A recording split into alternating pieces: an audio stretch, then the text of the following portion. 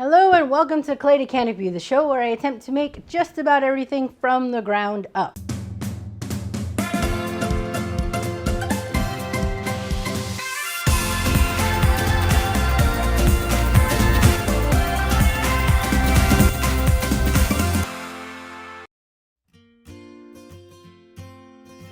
So today is going to be a very quick little demo on how to roll out a slab without a giant slab rollers. If you are new to this channel, please consider subscribing. It really would help me out, and thank you in advance. I have some red clay that I've been working with, and I have a couple little things to show you here. This is basically a cottle board where I took some little square stock rails and I have glued them to a piece of MDF so that when I roll out a slab, I can have a rectangle that's always going to be this size. If you don't want to make one of these, you can get by with just having two sets of sticks, and these are 3/8 inch dowels, square stock dowels that I got at Home Depot. It came in one long one, and then I just used a utility knife just to kind of go around and put an impression on and go around and around and cut it in half, and then just kind of snapped it. I do have tools to do this, but I had a sleeping cat and I didn't want to turn on a saw. So I also wanted to prove that you could actually cut it with a pocket knife, which turns out you can. And now I have two pieces to use as a rail. And this is what I'm going to be using to demonstrate how to roll out this slab. The other thing you're going to need is something to roll the slab with. If you don't have a rolling pin that's dedicated for this use, I found this one for about $5. You can get them at a discount like a Marshall's or a Tuesday Morning. I've seen them at IKEA for $5. I found a smaller version at the 99-cent store, which works as well. The only thing is that you have to kind of keep your rollers in between here when you roll. So you're going to be limited to the amount of space that you're going to be able to roll with. So that's something to think about if you're dealing with the smaller one. The other thing you could totally use is just a basic dowel. This is a 1-inch dowel, the same place that they sell the square stock. In the same area at the hardware store, you can buy long lengths of dowel and just have that cut up for you, and you can use that to roll. So today I'm actually just going to demo the basic dowel because it would be one-stop shopping. If you didn't want to have to go running all around, you could just get yourself some rails and a piece of dowel and be good to go. All right, so I have my clay. So the first thing you're going to want to do is open up your clay and then safely open up your wire cutters by untangling them.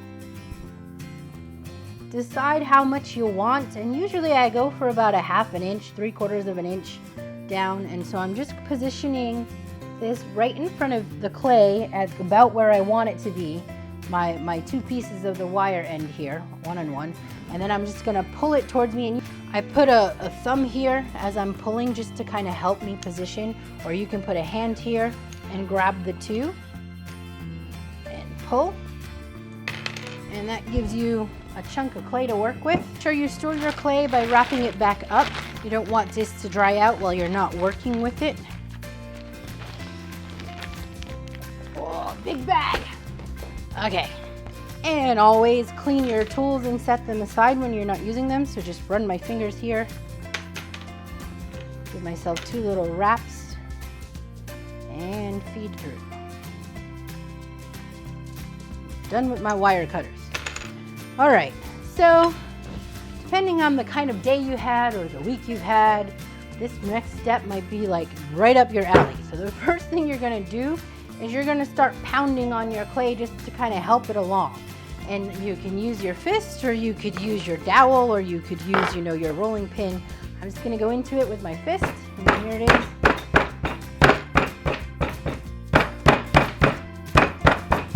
You wanna keep in mind how thick you're rolling. So I don't wanna squish lower than what my dowels are here, but I don't wanna be, hunkering along here with this giant slab either. So that's why I'm doing a bit of this pounding first.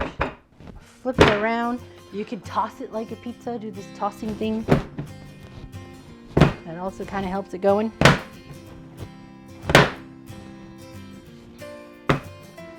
All right, so now we're getting close. But if you can see, it's still quite a bit of a thickness difference.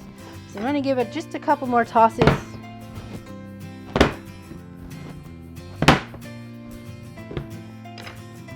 I like the tossing method. I find the tossing method actually is one of the better methods for doing this. So, because you can really just move the clay very quickly. All right, and then here we are with the dowel. Now the important thing is to position your two little sticks here so that the dowel is going to be able to make contact with both, because you need to use them as a bumper guide as your, well, that's lovely. You know, I don't think they want to see that on TV. Okay. So that the dowel can ride up here, and this is going to be your guide. So I'm going to just start out by slowly maneuvering this. You watching me? What you doing? And right now I'm just kind of hitting the top of the clay. I haven't made it to where it's riding on the dowels yet. I will get there eventually as I flatten this out. And here we go, it's making contact now. What you doing? Does it look like a toy to you? Yeah. Look at that. Even the little girl is mesmerized by playing with clay. I would like to take this moment to remind you that though this clay is safe to handle, when you are storing it and you are working with it, do not leave it around for your lovely little angel pets to possibly ingest, because it is not safe for ingestion. So make sure when they're around that you're, you know, obviously keeping an eye on them, making sure they're not trying to eat your clay, but also make sure you store it somewhere safe so that they don't accidentally ingest it, because the last thing you want is to get your pet sick, or your baby. In my case, she's definitely my baby. So as you can see, as I roll, it's kind of squishing outward and I'm losing traction here. So I'm gonna just take my fettling knife and cut off a little bit here, just so I can keep it within the rails. And do a little bit from each side.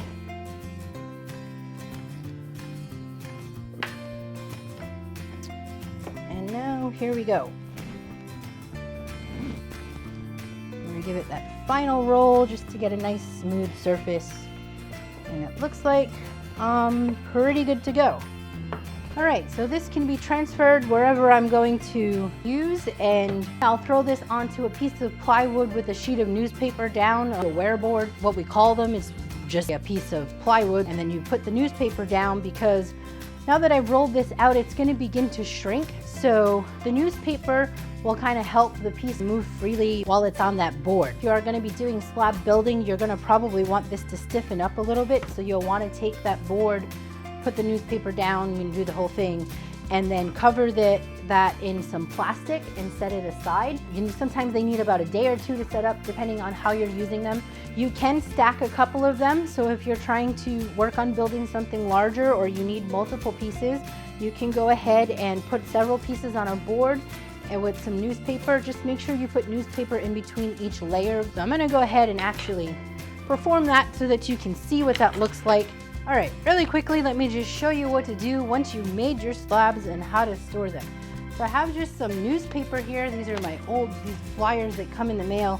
I really want to point out one thing. You want to avoid the glossy pieces because they kind of get stuck to this. You're just going to take a piece of newspaper and a spare piece of wear board or plywood, whatever you have, a board. Place down a sheet of newspaper, and then you can place the slab on top. Now you can see I have too much slab over the board, and this is going to end up being funky later on when it dries. So you have two options here. You're either going to get a bigger board so that your slab fits on it, or you're going to have to cut this off and not use it, or save it and use it as a scrap piece. When you are working with slab, you can't just go ahead and rejoin this like this to this, because it creates a very problematic area when you're building with it. So if you are going to use this method where you're just chopping off extra, make sure you retain enough of the slab that you're using for whatever project you're working on. So I got one piece here, and then I'm just going to go ahead and add, and I can put the second one on top. You always want to start with your bigger slabs on the bottom and your larger ones on top, so you don't end up having like this weird flop over. If this was still on here and this didn't quite reach, I'd end up with an uneven slab. The goal is to make sure that they try to stay as flat as possible. If you do have these extra scraps pieces that you cut off and you want to save them, by all means go ahead and pile the scrap stuff on top after another sheet of your newspaper or flyer or whatever you have, and then you can, you know, smack it on there. Next thing you're going to do is you're going to want to cover this with some plastic drop cloth, and this is in the event that you're not going to be working on this right away. This drop cloth comes in just a very long roll, and all you do is decide how much you need to cover over the entire thing, and that looks like that's probably good for me, so I can cut here. And then it's going to be really long in the other direction depending on the type that you got, but this one here is 10 by 20, so it's 10 feet in width, well, 20 feet long on the roll. I can either cut this in half and use two, but I can't be bothered with that right now. I'm just going to fold it over itself and double it up kinda, and then go ahead and wrap this over my piece, tucking it under.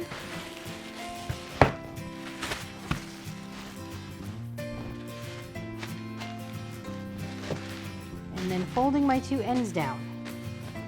And that's it. I can set this aside, let the weight of it kind of hold itself under. Just want to make sure that there's no holes or any places that air can get out while you're setting this up. And then you want to check on this every couple of days. If you're, it's going to be about a week before you get to it, to whatever you're working on, you want to come and check on it halfway through that. So like every maybe 3 days or so, check on it and make sure it hasn't dried out too much. You don't want it to completely dry out because there's kind of no going back at that point. So check on it. If they feel really dry, take a spray bottle with some water and give it a spritz down and then recover it up. And then also, if it feels really dry and it's only been 3 days, either you stored it outside somewhere in the sun or you might have a hole in your bag. Ideally you don't want to store this somewhere in a sunny place. You kind of want to just leave it indoors somewhere, like room temperature, 70 degrees, not overly hot. So just things to think about when you're dealing with your slabs. Okay, so basically that's all I have for you today on how to roll out a slab. I hope you enjoyed this quick little tutorial. If you have not done so already, please like, share, and subscribe, and I really hope to see you soon.